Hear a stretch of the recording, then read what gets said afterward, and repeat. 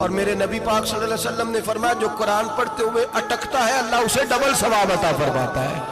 فرمایا جو زبانی پڑھے سنگل ثواب، جو دیکھ کے پڑھے اسے ڈبل ثواب۔ حضور کیوں؟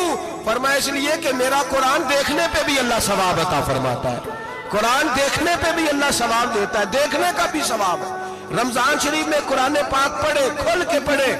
اور میرے بھائی اگر تیرا بچہ پڑھے، اگر تیری بیٹی پڑھے، کائنات کا خوش نصیب باپ وہ ہے کہ بیٹا قرآن پڑھے، چاہے ناظرہ ہی پڑھے، جس کی بیٹی پڑھے۔ زندگی میں انہیں اس کام پہ لگا جاؤ، مرنے کے بعد بھی پڑھیں گے۔ امام جلال الدین سیوطی شافعی رحمت اللہ علیہ فرماتے حضرت عیسیٰ قبر کے پاس سے گزرے، قبر پہ عذاب ہو رہا تھا، اللہ کا غضب برس رہا تھا، جناب عیسیٰ استغفار پڑھتے ڈرتے گزر گئے۔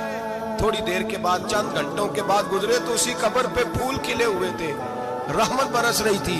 حضرت عیسیٰ علیہ السلام عرض کرنے لگے مولا تو بے نیاز ہے، میری طاقت نہیں تیرے کاموں میں بولنے کی، پر ابھی تو یہاں عذاب ہو رہا تھا، ابھی رحمت برس رہی ہے۔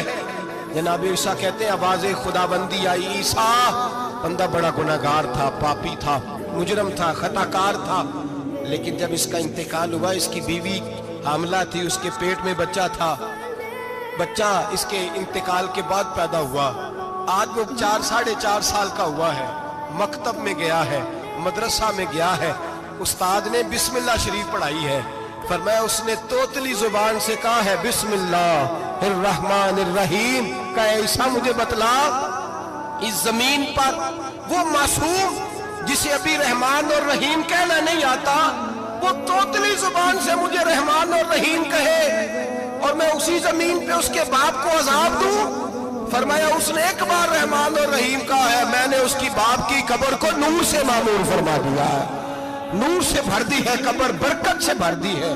اللہ کرے میرے بیٹے بھی قرآن پڑھے، اللہ کرے میری بیٹیاں بھی قرآن پڑھے، اللہ کرے ہم سب کی اولادیں قرآن پاک پڑھے۔